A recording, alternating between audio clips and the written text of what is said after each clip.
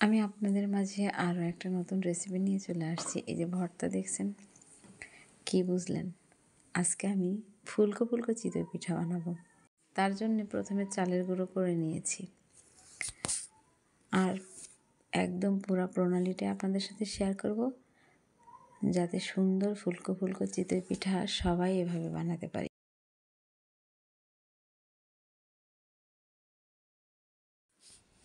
তাহলে শুরু করা যাক আমাদের আজকের রেসিপিটা। তো প্রথমে সাইদা ভিলেজ কুকিংয়ের সবাইকে জানাই আন্তরিক শুভেচ্ছা ও ভালোবাসা। তো একটা আমি বল নিয়ে নিয়েছি, এই বলের মধ্যে নিয়ে নিব চালের গুঁড়া, একটা আলো চালের গুঁড়া। এখানে নিয়েছি পানি, একদম নর্মাল কলের পানি যেটা আমরা খাই। কোনো কুসুম গরম পানি হবে না, কোনো ফুটানো পানি হবে না, একদম নর্মাল পানি এটা। পানিটা দিয়ে দিব আমি চালটা লবণ দিয়ে মাখানোর পরে। এখন আমি লবণ দিয়ে চালের গুঁড়োটা মাখিয়ে নিচ্ছি, হাত দিয়ে ভালো করে মাখিয়ে নিব লবণ আর চালের গুঁড়ো। মাখানো হয়ে গেলে আমি একটু একটু পানি দিব আর হাত দিয়ে সুন্দর করে এটা মাখিয়ে নিব। হাত দিয়ে এভাবে মাখিয়ে নিয়ে লবণটা যাতে পারফেক্ট আকারে হয় তার জন্য হাত দিয়ে মাখিয়ে নিলাম। এখন আমি পানি দিয়ে দিচ্ছি আর আবারও এই আটাটা ভালো করে মাখিয়ে নিব। এটা 15 মিনিট পর্যন্ত আমি হাত দিয়ে এভাবে মথে নিব। 15 মিনিট পর্যন্ত এভাবে মাখালে সুন্দর পারফেক্ট একটা গোলা হবে, যাতে ফুলকো চিতই পিঠাও হবে আর মুচমুচে হবে খেতে। হাত দিয়ে আমি এটা 15 মিনিট, তার বেশি করলেও বেশি ভালো হয়, তবে কমসে কম 15 মিনিট এরা হাত দিয়ে এভাবে মথলে খুবই সুন্দর একটা পারফেক্ট চিতই পিঠার গোলা হবে। এভাবে আমি মেখে রেখে দিব 1 ঘন্টার জন্য। হাত থেকে আটাটা যখন এভাবে ছেড়ে যাবে তখনই আমি রেখে দিব। এভাবে আপনাদের যত রাগ আছে আটার মধ্যে ঝাড়তে পারেন, কোনো সমস্যা নাই। তো এখন আমি 1 ঘন্টার জন্য আরেকটা গামলা দিয়ে এটা ঢেকে রেখে দিব।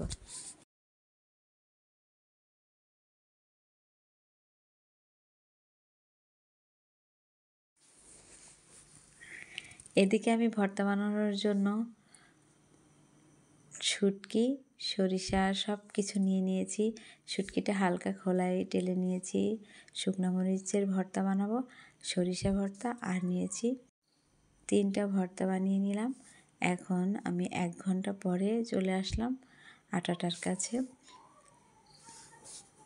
পানিটা খেয়ে কতখানি ফুলে একদম মিহি হয়ে আছে। এখন আমি আবারও এটা মথে নিব। আবার একটু পানি দিয়ে এভাবে হাত দিয়ে কষলে কষলে এটাকে গুলিয়ে নিব একদম পারফেক্টভাবে।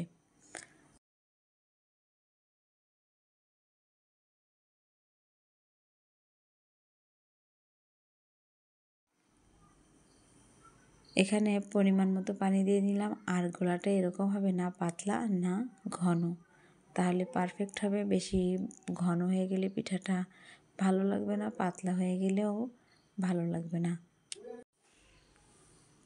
এই যে দেখেন কতটা পারফেক্ট, আপনারা দেখেই বুঝতে পারবেন, কারণ কম বেশি সব আপুরা এই পিঠাটা বানিয়ে থাকেন। আমি একটা মাটির খোলা নিয়েছি, চুলায় বসিয়ে দিলাম, আর এখন আমি দিয়ে দিব বিসমিল্লাহ বলে।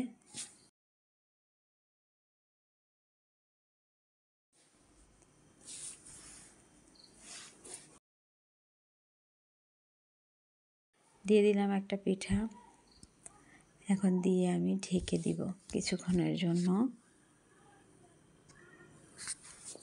এভাবে পারফেক্টভাবে পিঠা বানালে মুচমুচে হয়, তারপরে খেতে অনেক ভালো লাগে। এই পিঠাটা কিন্তু অনেকেই দোকানে, বাজারের দোকান দিয়ে অনেকে এই পিঠাটা বিক্রি করে, ওই পিঠাটার মতনই কিন্তু এটা মুচমুচে আর ফুলকো ফুলকো হবে আর অসংখ্য জালিযুক্ত।